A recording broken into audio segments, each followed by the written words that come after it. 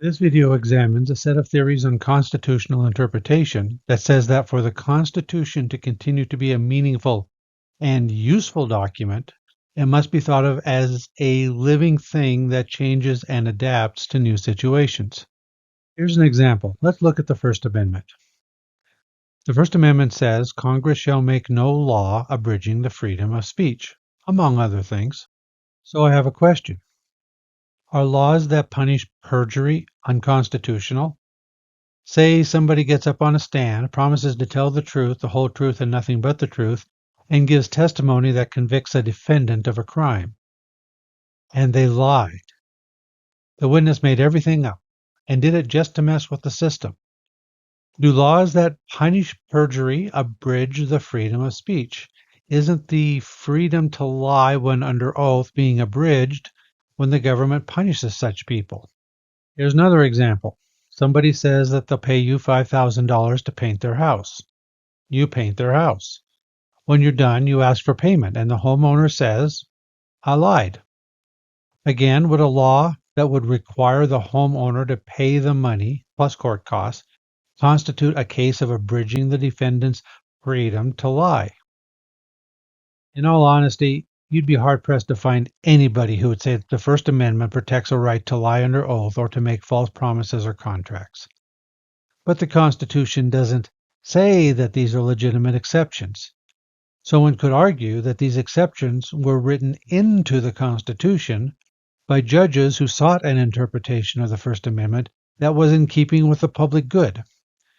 And if we can write these exceptions into the First Amendment for the public good, can we not alter our interpretation of other parts of the Constitution for the public good? These exceptions suggest a general principle. When interpreting the Constitution, yes, judges should look at what the authors meant by the words and phrases, but judges also need to consider the effects of such an interpretation on the public good. The fact that it would be disastrous to interpret the First Amendment as protecting perjury and false promising means that it should not be interpreted as defending perjury and false promising. And then, by the same principle that the First Amendment is interpreted as not protecting perjury, one can argue that it should not be interpreted as protecting hate speech. The argument that the First Amendment protects hate speech can be taken as equivalent to an argument that states that the First Amendment protects perjury and false promises. Now, the originalist will determine what the First Amendment protects by looking at what the authors believed the First Amendment to protect. Living constitutionalists determine exceptions by asking what will serve the public interest, or some other good, such as human dignity or freedom or autonomy or privacy. On this principle, now consider the following constitutional claim, also taken from the First Amendment. Congress shall make no law respecting an establishment of religion or prohibiting free exercise thereof. Does this mean that the Constitution protects the practices of beheading unbelievers or burning suspected witches at the stake?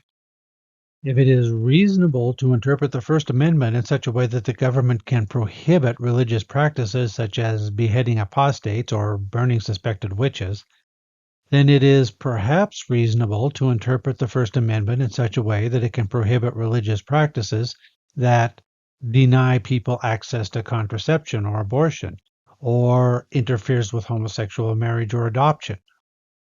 So, living Constitution theorists say that decisions such as these, such as interpreting the First Amendment as not permitting perjury or false promises, and also interpreting the First Amendment as not permitting the religious practices of beheading unbelievers and burning suspected witches, that these are legitimate parts of legal interpretation. It's permissible for judges to appeal to moral and pragmatic principles in determining what the Constitution says. But note that originalists can also say that these are legitimate interpretations of these amendments, since the authors of these amendments didn't intend to permit perjury or false promises, or the beheading of unbelievers, or the burning of suspected witches. The dispute between the originalist and the living Constitution theorist rests on the question, what principles do we use to best account for these exceptions? The living Constitution theorist calls for appeal to morality and public welfare. The originalist calls for appeal to the public meaning of the words and phrases at the time the instructions were written, as well as the intentions of the original authors. There's another type of case in which one can argue that judges have discretion as to how they're going to interpret the Constitution. These are cases that involve vague language.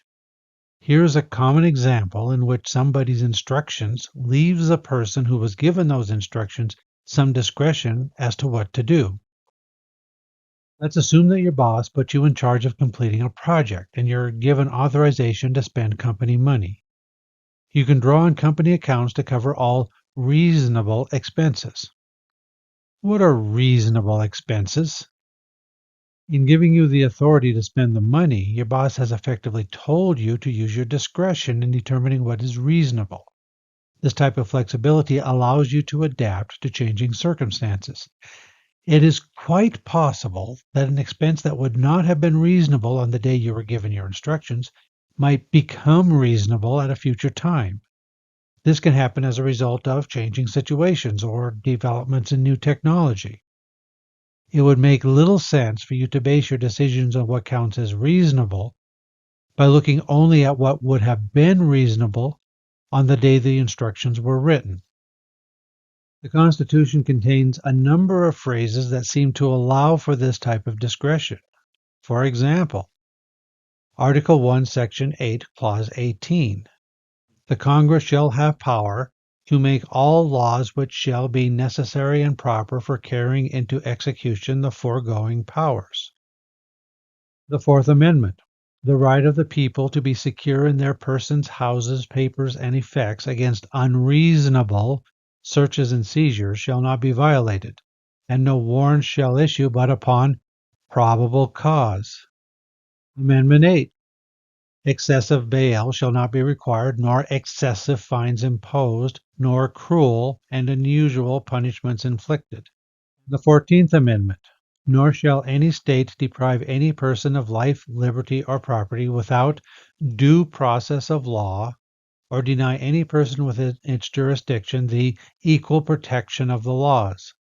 These may be interpreted as examples of the authors of the Constitution saying, in these cases, use your discretion.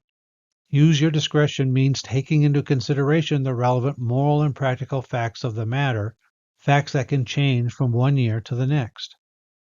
Generally, living constitutionalism says that interpreters of the Constitution are free to use not only the public meaning of the words and the intent of the authors, but also appeal to moral and practical considerations in interpreting the Constitution.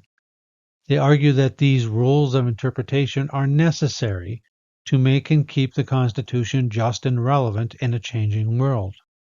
In fact, one could argue that we have an obligation to consider moral matters in making our interpretations and to consider the consequences of our actions.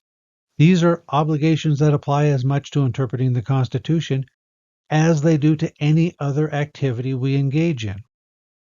Now, later I'll discuss arguments for and against these various theories. First, there's one more set of theories I want to describe. The next video will look at moral fact theories.